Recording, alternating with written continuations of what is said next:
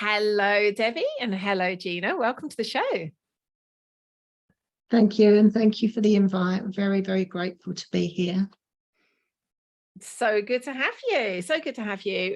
Even just in the conversations we've been having before we started recording, I'm feeling such deep appreciation for you both and the work you do, and I can just feel the heart that you're pouring into it. So I'm so looking forward to the conversation we're about to have. Yeah, really, all my pleasure. Thank you. So I want to start just by understanding how you've ended up doing the particular kind of work you're doing. And as I said, part of the reason I really wanted to have you on the show is because specifically how you are working as women with men.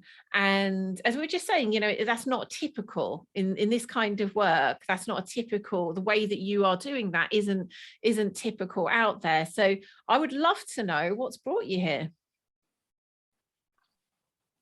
Do you want to start, because you was the pioneer with this?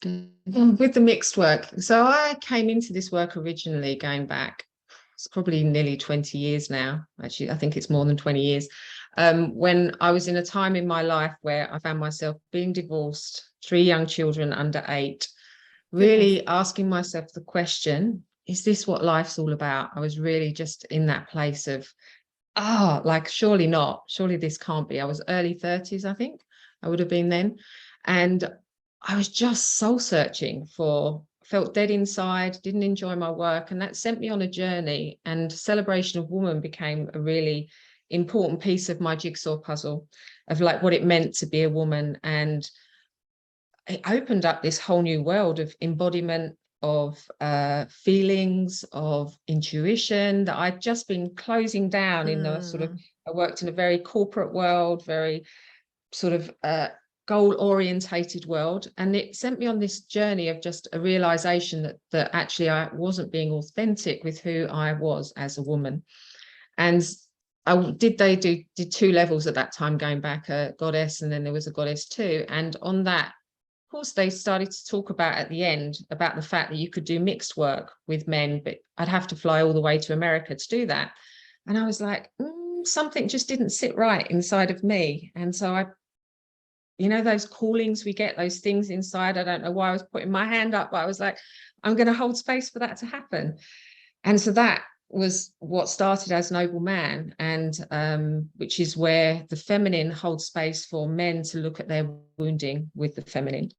And we needed to do a number of those to then do the reverse of that, which is called the Power of Love, which is where the men that have been through Noble Man come and hold space for women to look at their wounds with the masculine. And I just had this calling of knowing that's what I needed. And it was really selfish at the time. It was that thing of like, I know I need this. I know I need some sort of alchemy within myself between my masculine and my feminine. And I just knew that was the thing that I needed. And so then that just sent me on a whole journey of like, now I sit in the role as a facilitator and director of the work here. And it was just a soul calling. I would call it. It was a soul calling. I, at the time, didn't even realize that was where I would be sort of 20 years later. And I feel a huge privilege and honor to be in that place. And yeah, like my heart goes, oh. Yeah. Oh, I love everything you've just shared.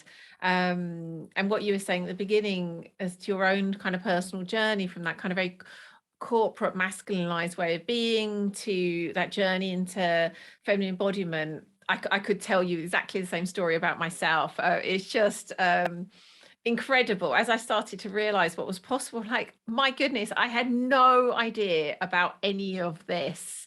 Didn't even know it was available, let alone thought it was, something that could be for me. So really, really resonate with that. There's as you were talking there and saying kind of like there was it's a selfish sense of like, this is what I need. And I find so much of the time that medicine that we need is ultimately the medicine that kind of we've come here to be for the world. But we have to be able to find a way of taking it first, don't we? Definitely, yeah. And drinking from the pool of that, I think that what I experienced as love, as like a love and compassion for myself. I needed to drink from that, I think, to then be overflowing, to be able to pass that forward. Yes. Yeah, so well said. And then how did you come to work together in the way that you do now? Oh, I think I'll come in here because I'm just really grateful that Debbie is as proactive as she is. So we met on the second goddess, I believe. I'd already done my first goddess. I think we came together on goddess 2. It didn't really happen then, but we met at another gathering, and I just know I had just a gut feeling that that we would be connected in some way. And then I think we went on to do our Power of Love together, and that's when Debbie stuck her hand up, and the rest, they say, is history. So yeah, there was lots of divine happenings and other beloveds that stepped in and held the torch and was light bearers until we really found our way. So yeah, the main creator of Celebration of Being got sick, and she needed somebody to step up. So it was very divine in the way that it was orchestrated, and we was there, we was ready, and we was available. And like you've both shared, really, when I did my first celebration of woman, you know, people would talk about tenderness and compassion and being in the body. And it's like, it was just words for me. I was very cynical. I was very guarded. I was very defensive, and in my masculine energy, just very defensive. And yeah, I needed to know what these qualities felt like. And they absolutely got mirrored back to me, and it blew my mind. It makes me tear, because I had no sense of what it really felt like to be met with tenderness and love and compassion and acceptance.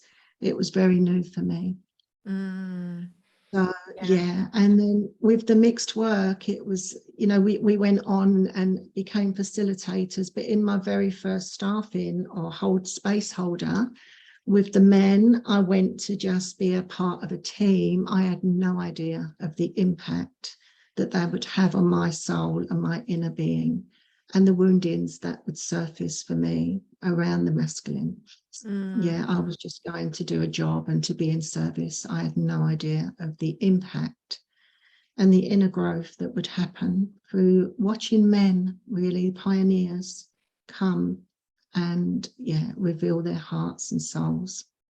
I love what you've shared there. It seems to me that whilst there's some work that we need to do alone, there's some work that we need to do with other women, there's some work that we can only do as women with men. That's what I've just seen over and over, and that can take place in different forms. And again, that's what I felt I really wanted to speak to you two about, the way you're very intentionally creating that crucible, really, for that to happen. So would you share, I guess, let's start with I guess a description of just like how that's created, like what takes place. And I think within that there's going to be lots of I guess like principles and energetics and learnings that you've seen taken over. But I think just to like ground it into like what takes place at a kind of more factual level, if you wouldn't mind sharing that first of all, because I would just love to know like what takes place. You've kind of, I love the way you've like, there's a group of women come in. It all sounds, it's all sounding wonderful. Would you mind just sort of spilling that out first? You want to start with that? Do you mean when the women come in to hold space for the men, or are you interested? Yes. Yeah. Okay. So I think to give some context for us, it's a homecoming for the men, to be held in a space that's held and facilitated by women. When they've been wounded by the women, it's actually a really, I would guess, quite a scary place to come, actually, because there is an intention behind that. This work is for men who either only know they've been wounded by the feminine, usually by the mother, but it can also be others. And yeah, the wounds that they carry, and how that continues to affect their relationships with the feminine, with women in their lives. So usually the men that are coming are in a place of, it takes them a lot, I think, to even get into the circle with us. We very much work in a circle. We are, for us, the principle of the circle has been there for thousands of years, and our work is the wisdom of the circle. That's true. And we now don't do any work out which doesn't also have a circle as part of it. Yeah. It sounds like exactly the same reasons as you do. Yeah, and it's to call on the wisdom of the circles. Taught us a lot over the years that we've been doing this, and I think we come at it every time with freshness. So the men are walking into a space that has been created by women who have done our women's work. So they come and do celebration of woman, and that's a way for them to really drop into their own feminine uniqueness and to their heart, and to and they come, and really they are such beacons of service. You know, they come to be of service to the men, and to really be able to see men and hold men in their authenticity, and to see all of the layers that may actually be there, to actually allow the men to drop into their truth, their greatness, in with the feminines holding. And actually sometimes men can think, oh, but then I'm going to have to be weak or vulnerable, and actually our experiences is actually they rise up in that, because there's something, respect or honor that they feel in the devotion of the feminine, which then allows them to experience themselves in a different way, without the wounding, without the history of their relationships with the feminine. I know you asked about what happens, and actually one of our things is we don't say what happens, because that's sort of part of it. Yeah, and it's stepping into the mystery, which is the feminine. It's like Debbie said, with the circle that holds the wisdom, as does the mystery. So just on a practical note, it's a 3.5-day process. And it's an unlearning, really, of all the defenses and the strategies and the coping mechanisms that we've all learned to keep safe. So it kind of, we meet that, and through the weekend we meet that, and in the fire and the warmth of the holding, these structures begin to melt and dissolve and fall back into naturalness, really, because they're needed. They are needed. It's like we don't want to overstep that or disregard the coping mechanisms and the structures that we've all had to develop to stay safe and to stay alive, actually. So we honor all of that. And with the acceptance and the warmth and the compassion, this also falls back. So people can really rest, us included, back into their true nature. There's nothing to do and nowhere to go. It's like, okay. And what we find is that we don't have to dig or poke or prod for stuff to come up, because when a being naturally feels safe, and it's a feeling, whatever needs to happen will happen. We don't need to do that. It just shows itself. So men may come with a presenting issue, women may come with a presenting issue, and find in the field, in the conscious field, that actually other stuff starts to come, because it can. We instinctively know when it's safe enough. Yeah, so true. I was that's so been my experience too. And I was recalling a memory, and I suspect most people have a memory possibly from childhood of something similar, where my sister and I were with a family friend who had she had a drink problem. I don't think anyone knew she did until this happened. But we were under her care, and she got very, very drunk. And then we were walking home quite some distance with her, and my sister and I were just terrified, like, you know, this supposedly responsible adult is no longer the adult in this scenario. And I'm the older one, so I was the one kind of having to take charge. Finally got to our front door, and my mum opened it, and my sister and I just like burst into tears, like fell into her arms. And I always remember the woman who had been with was saying they've been perfectly fine. They're just kind of putting this on now because they've seen you. And my mother in her wisdom was like, no, they now feel safe enough to feel how they feel. And it was one of those, like, that's a kind of, such an ancient principle. It is a metaphor for, how humans are. Like, when we feel safe to feel and express how we feel, we will, just like you're saying, so naturally it will just happen. I had as you were first talking, describing the way the men, and again, I really acknowledge the courage it must take for men to choose entering into working in that way. I mean, wow, the level of honesty and courage it must take to choose that. And I really had this vision as you were talking, there was kind of like coming back into the womb, really, like a real sense of like back into that just unconditional love, pure safety that they are coming back into, which I don't suppose they're thinking they're going to until they're there and they experience it. I'd love to know what your sense of that is.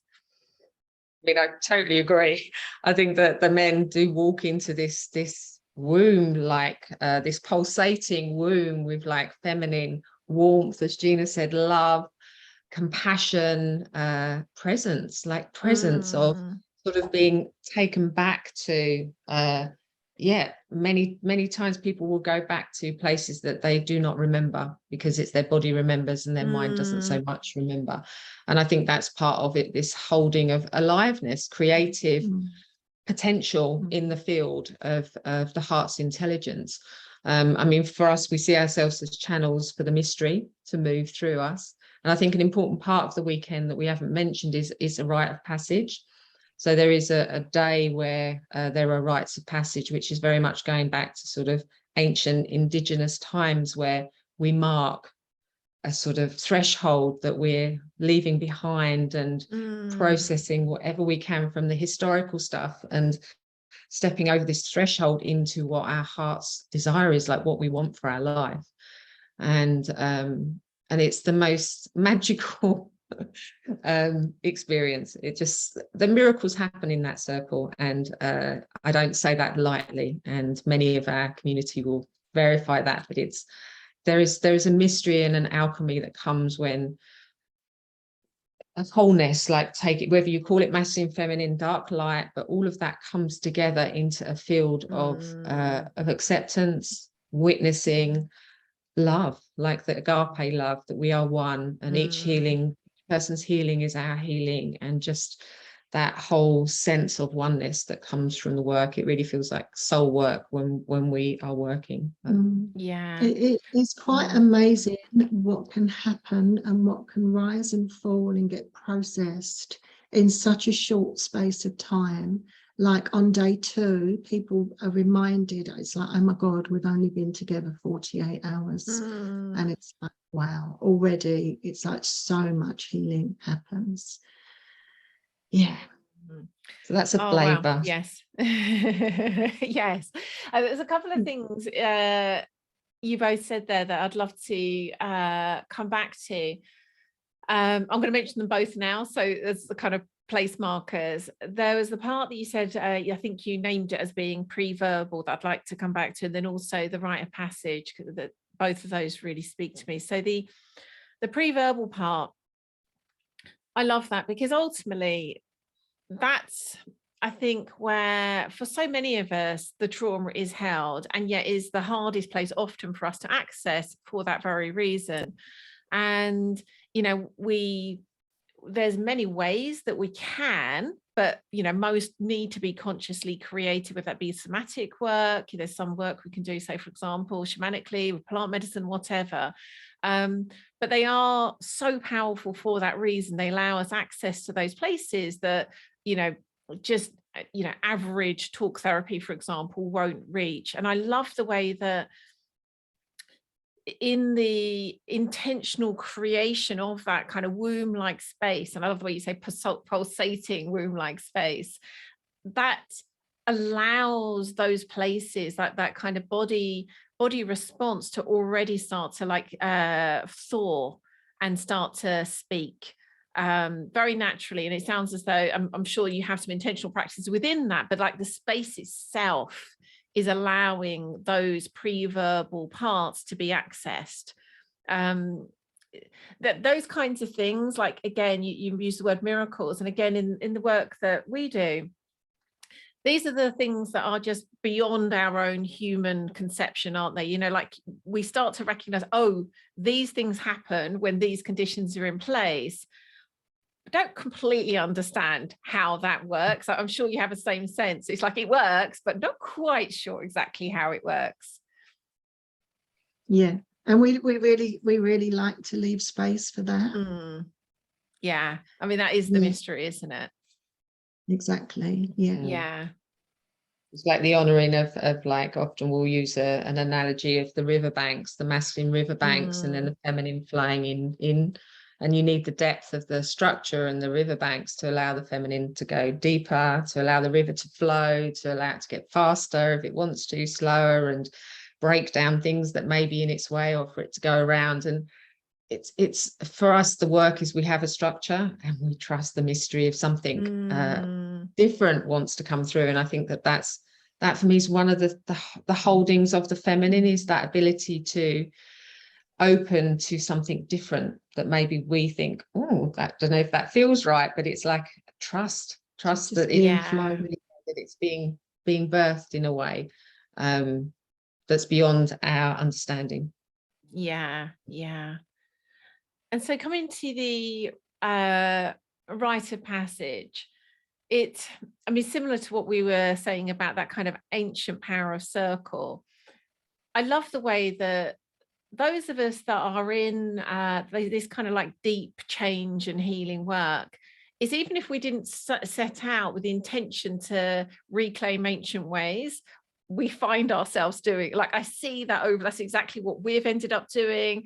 The number of people I've spoken to on the podcast that do kind of, again, this deep work, and it's like, oh, suddenly find, or like over time find themselves reclaiming these ancient practices for good reason. Again, they work miracles, they create that true healing, that true liberation.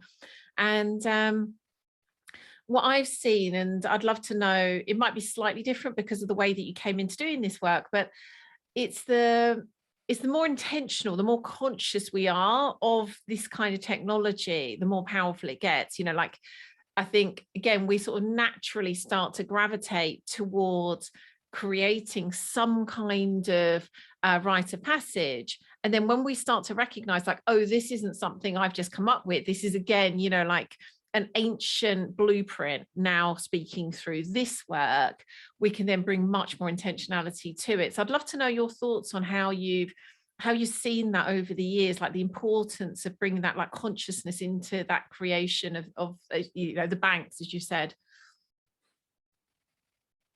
Yeah, so for me, it's a deep listening, because what we often say in the group is that the circle hasn't gone anywhere. We have. And we try to create these gatherings and these meetings and these connections, you know, in many, many places. But when you come into a conscious field, I find that the ancient wisdom is revealed. It comes through. I mean, we always call on the ancestors. We always call on the founders. And I think it's having that type of respect for the forebearers and the people that have come before us, the torch holders, the light holders, and people that are not even in the history books, but the women that have, you know, they've trailblazed and they've not just gone with what's expected. So for me, it's a deep listening and a surrendering into naturalness, and it will always come back to the intelligence, the divine intelligence that's neither old nor new. It's just here. And if we take the time and are present enough to really let that through, you know, we're gifted with the same wisdom and clarity and guidance that's been going on through the ages. So like Debbie said, we have our structure, we create the space and we listen.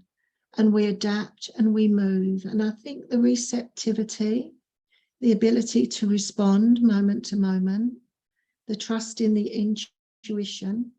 I mean, we may call them feminine qualities, but what we see is that the men are also very instinctual and very in touch.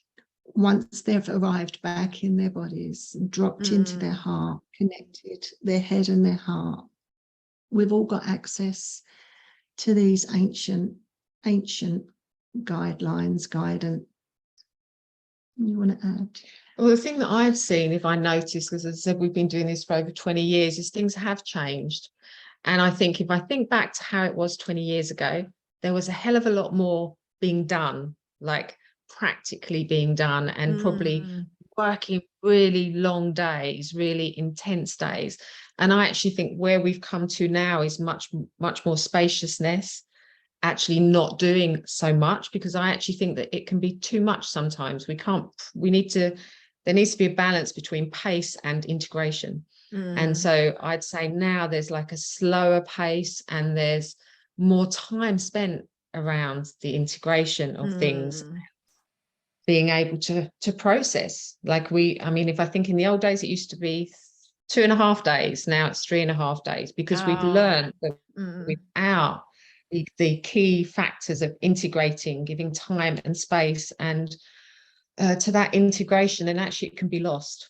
It's like, because if you push, and there was probably more pushing, I think, if I really think back to, you know, those early days, there was a sense of needing to do so much. And actually I'd say now there's much more space to breathe and to relax into what's there. And that feels like wisdom that's come from the circle, of a different way. And I see that you could take that out into the world in a way, but it was reflected in the circle of this, you know, not having to do so much and being more in a place of being and seeing what wanted to reveal itself.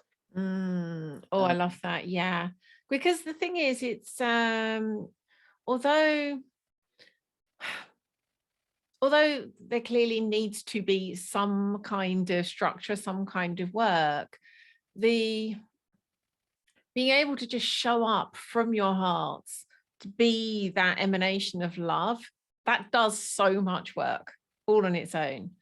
And then you add in things like we're saying, you know, for me, circles themselves have their own spirit that act with and on the people.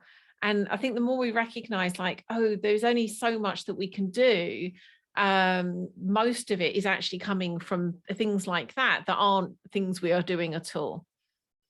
It's very much been my experience too. Yeah, I love that so much.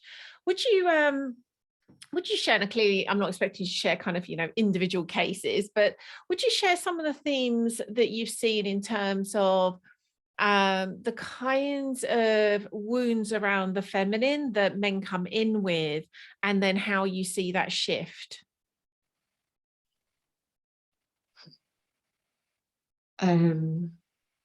So some of the things that I would talk about is actually, I think, because there's a lot, it's maybe a bit edgy, but there's a lot in media of how the feminine's been wounded by the masculine. And actually what I see in our circles is how men have been abused and wounded by the feminine, whether that be their mother or somebody who was in a position of authority who sexually abused them and molested them, and really seeing the impact, trauma and the impact that has had on individuals. And my experience, can I just ask a question on that as well, because certainly I would agree with both of those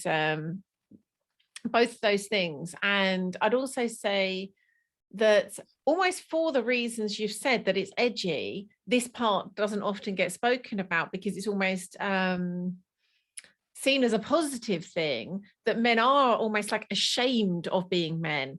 They're made wrong for their masculinity.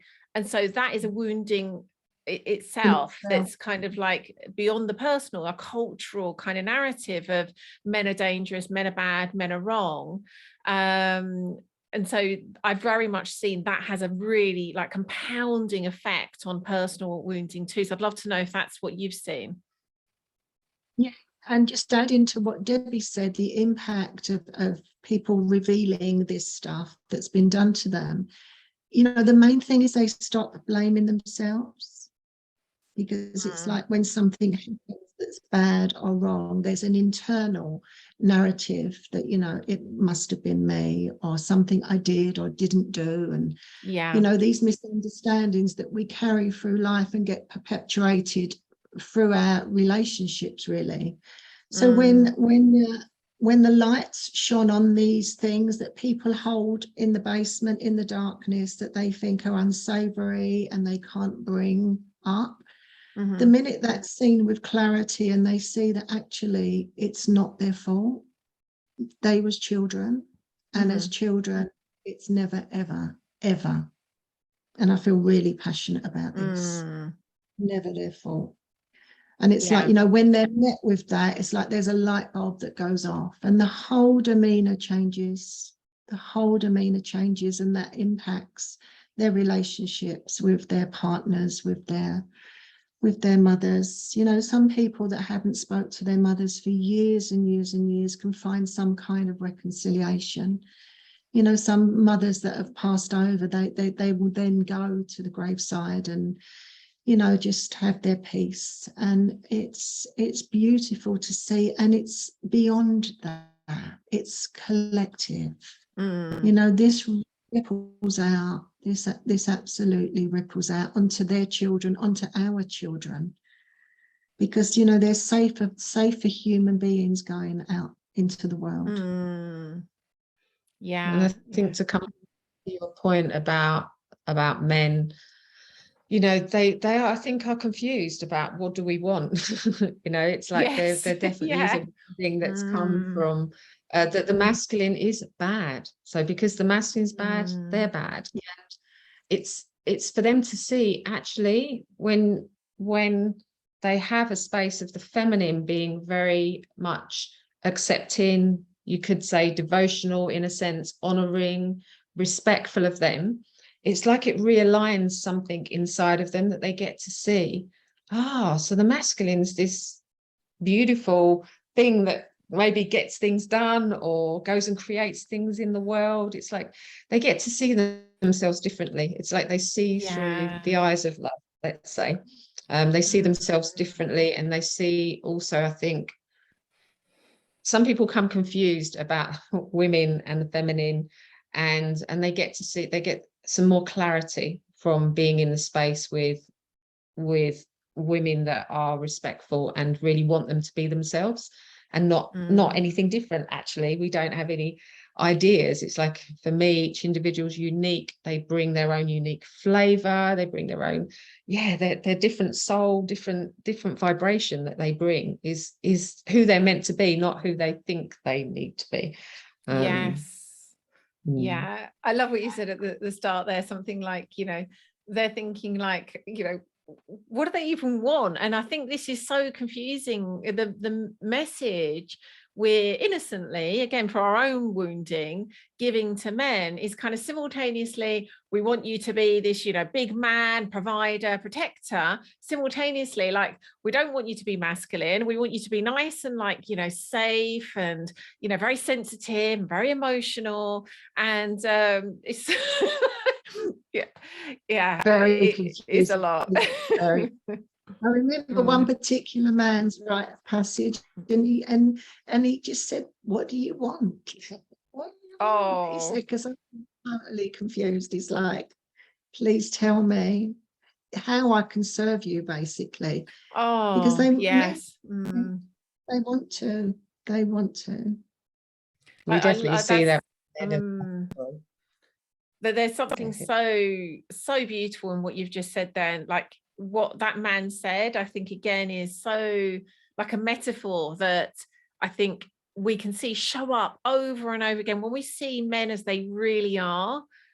It is like this, just, if we could only come from that just clean, loving place and say what we actually want, you know, men who are also coming from that place do want to serve. They do want to meet it. Yeah, exactly. And that stands for both sides, because we see that when the men come back and hold space, and the women get their vision cleared, and they see the respectful honouring Shiva consciousness that wants to serve, that wants to show up, be available. Yeah. Oh my goodness. Yeah. It's just I think that's the other thing. The other thing for me is like where we say we do the reverse of the noble man and there's the power of love for the women. It's like, honestly, we have waiting lists like this for the men that want to be of service, and for the men that do it and want to come back. It's like, honestly, you just, it is just profound. It's not profound, but it's just when the men get that honouring, it really is, they just want to be of service and they want to come and support women. They want to be stand up, mutual love, respect with women. It's just glorious to see that alchemy reflected in our work. And it's changed over time, hasn't it? I think, yeah. You can see why we do it, yeah? Yeah. Oh my goodness. So gorgeous. So we've got about another 10 minutes or so left. I guess taking this out now into, I guess, more kind of like the real world, like, you know, outside of the course you're running, you know, being in life with this understanding, with this view of men, with this understanding of what does create healing. I think whilst I don't think, you know, you'd be saying, oh, we need to kind of, you know, go create that, because I think there is a really important kind of, again, intentional way of creating spaces that are very specifically for healing to happen, rather than kind of trying to like make that happen in a conversation in a coffee shop, for example. And yet I think there's a place for the energetics, the underlying energetics that we're speaking about. I think the more that we can bring those into being into the world, the more we do create, you know, that beautiful alchemy we're talking about that you see happen in the work you're doing. We can start to see that in the world too. So I'd love to know your thoughts on that and what you've seen and experienced. Well, it's, as you were talking, what was coming to me was about, because actually the way that we very much fundamentally hold this is like, it's the work that we're doing is an inner alchemy. And so it's like that although there are women holding space, for example, or men holding space, they're mirrors. They're not just anything. They're mirrors for our own inner work, in a way, the projections that we're potentially putting out onto the other in the world. And I think what I see with the work is where I speak from my own perspective, what I've seen for myself is like there's a beautiful dance that happens inside of me between my masculine and feminine, because I can be in either, actually. And it depends what's called for in any given moment or situation, or how I'm creating in the world. And then seeing that within my relationship, this reflection that I have of like, okay, what's going on here? So there's this dance going on between me and my beloved. There's something more to this that's actually, it's being reflected back to me. And I think the more I'm in the world, in my place of love, because it's like, for me, I want to live from that place of love and watch when does my tendency to distance myself, so sort of maybe potentially close my heart to a situation or people, it's like, what do I need to do to open out into still keeping my heart open, even if I'm really pissed off with what's going on. It's like, how can I meet it from a place of love and compassion?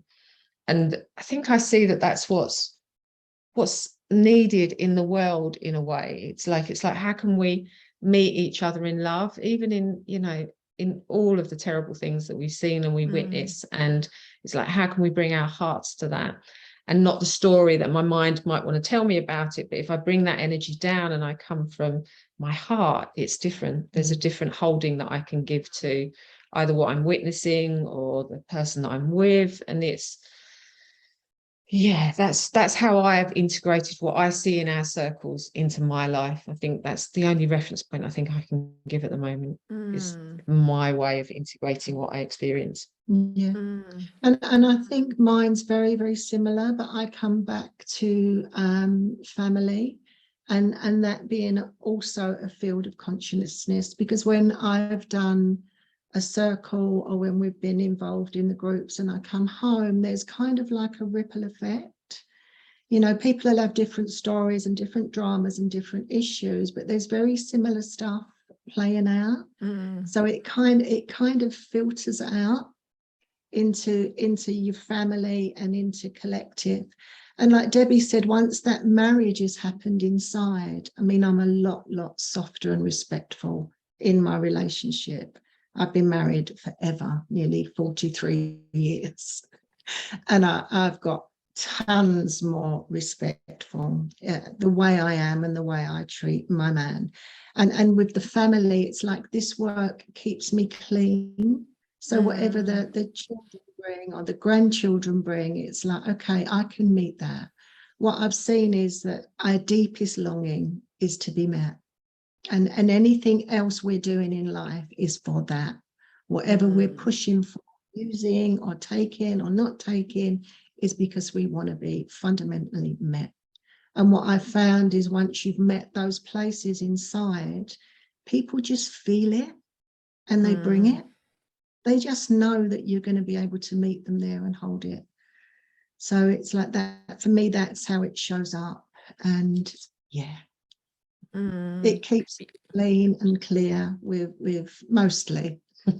Not always. Is there room for being human? Sometimes I slip off the riverbank and go flying in the river, but hey ho.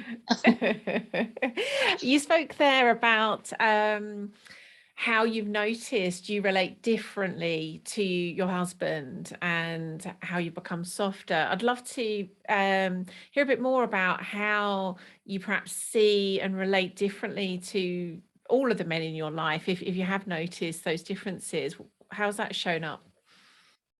Well, I see that they're no different to me, and you know, my woundings, my issues, my fears, my insecurities, my worries. It's like they're also carrying that.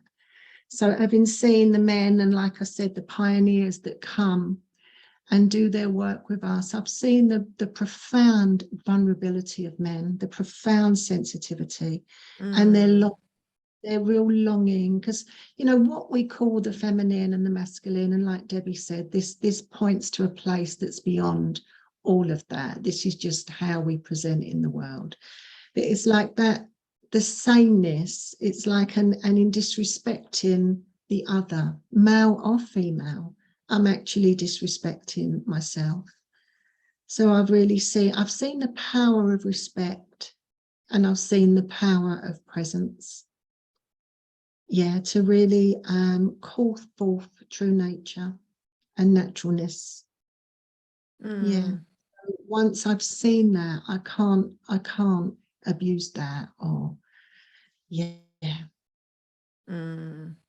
Yeah, beautiful. And I love the way that you use the word abuse, because it's not something, I think so much of what's experienced as abuse isn't intended that way. And it's often just different forms of protection. And yet once we see things as they really are, that doesn't make sense, as you've just said.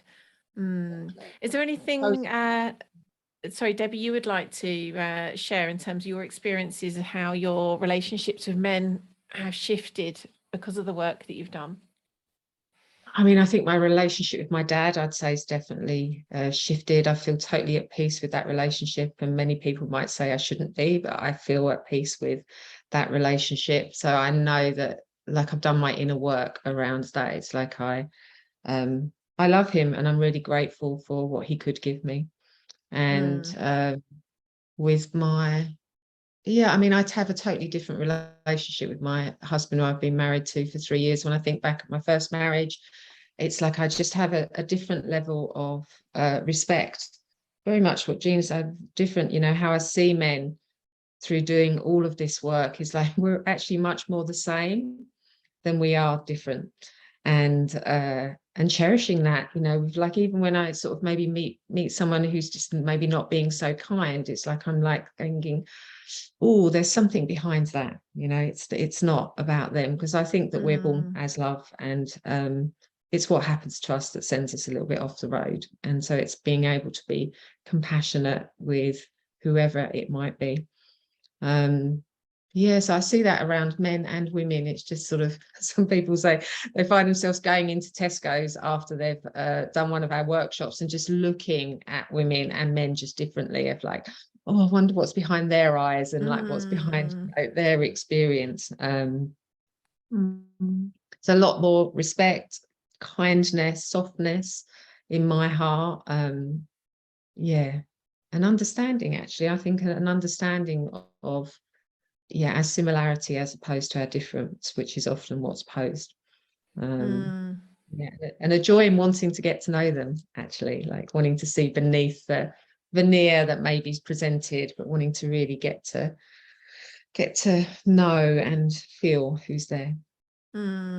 Gorgeous. And I noticed you both used the word respect several times. Is that something that you've, as men are in this work, is that something that they speak out, is something that they really value and matters a lot to them, having that respect from women? I don't think they actually name it, but I know that they feel it and grow in that, and they might name it afterwards. But I feel it's huge for men to feel respected and wanted. Really, it's huge, and they just grow and rise up in that.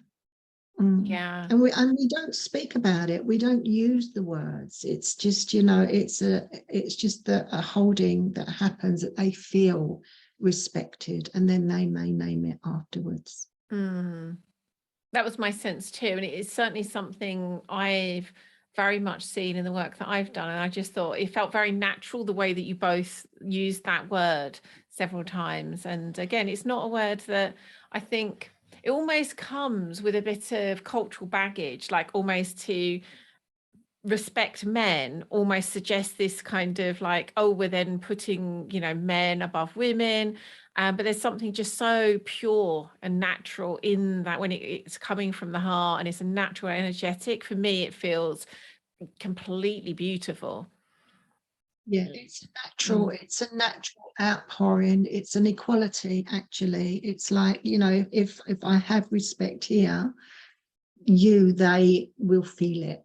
Yeah, it's a given for me. Yeah, so beautiful. So we're coming up on time now. Is there anything else that you feel is important to share before we begin to close? Is there anything you wish I'd asked For you? me, like, we can't do this on our own. We need the women. And in saying that, I'd like to include Ruth and Julie in our conversation. And yeah, the doorway is through the feminine. So the women start with the women's work, and that establishes trust and acceptance, and then they come on, and it's very much a journey with us. It's like we don't go anywhere. We're really available. So yeah, we love to welcome the women as much as we love to welcome the men. And as Debbie said, there's availability in September. And yeah, if you feel called or touched or inspired by what we've shared, we'd love to welcome and respect you too. Yeah, I think one of the things that's coming to my mind that we haven't actually named, which I think actually feels important, is like with the men's work, there tends to be a linear approach. And this, it's like you do step 1, step 2, step 3, step 4, and then you get to the final stage. But actually, our work is not linear. It's people who are confused regularly in our circles because it's much more circular or spiral, or it's much more in flow and doesn't have this linear aspect to it. So it's like it's often been said, it's like we sneak up behind and the men are like, oh, well, what happened then? I don't even know what happened. And I think that's the nature of this difference between it being so linear, which is what we've sort of been taught, and there being a different mystery and revealing that wants to happen in it not being like that. Actually, life's not really like that. And it's like being open to not knowing where we're going, and that takes a huge amount of trust. I think actually for men and women, it's not just men. It definitely disarms people. It's like, right, what's the plan? Yeah, completely. And in this world where, as you say, that's not how life works, and yet in our modern culture, it's been like, oh no, things work far better when they're nice and linear and neat and sequential. And I think that's a whole rebirth and unlearning itself, isn't it? Just learning, relearning, unlearning that life just isn't that way. We have a phrase, the goddess is messy, the Yeah. feminine's messy, and being open to it being that way, and yeah, trusting the messiness, that it isn't all nice and neat, square corners and a linear approach. So yeah, that just felt fundamental, because I think it is a difference. Many of the men that come to our work, and women actually, have done a lot of work often. Some have done no work and some have done a lot of work, and actually our work can meet all of that. Like it's because we do work with intention, but we also trust that the medicine that each person brings to the circle is what's needed for that circle, like this unique tapestry that gets woven at each individual circle is the one that's meant for that time. And yeah, but we'd encourage anyone who really wants to explore more to check out our website, to just to engage with us. And we sometimes do online things. We're mainly a face-to-face. That's our sort of that's how we prefer to work. Particularly with the depth of the work that we do. For us, it's really face-to-face. And we'd love people to come and partake if that's what they feel is their calling, this sort of inner balance and alchemy between the masculine and feminine within themselves. And even journey with their partners. We have people who come with their partners to the work. Oh, wow. Gorgeous. So where can listeners find out about all of that good stuff? So our website is celebrationofbeing.co.uk. That's it, I think, celebrationofbeing.co.uk. Wonderful. And then you've got space in your upcoming course for women in September. And men, if you're interested, it's not to rest on your laurels. It's like our workshops get full very quickly. For example, October is full with a waiting list. And we also have after that, we have Power of Love, which is the men holding space for the women. That's also full with a waiting list. And so if you're interested, just connect with us. You can go on a waiting list. We can let you know when spaces become available. And after October, the next one's in February for the men, and the women will be in March. But we do have spaces in September for women. And for me, there's something in the women that get called to this work. It's like there is this possibility of, I think the word I'd use is devotion, is to devote one's life to love and to space holding for that to happen for them and for others. It's like a different type of devotion to life and love. Gorgeous. Thank you so much to both of you. This has been such a pleasure, really is, and I so acknowledge you for the amazing work you're doing. So needed. Really is so needed. And thank you so much for the invitation. Really beautiful to speak and deeply listen to you. Thank you.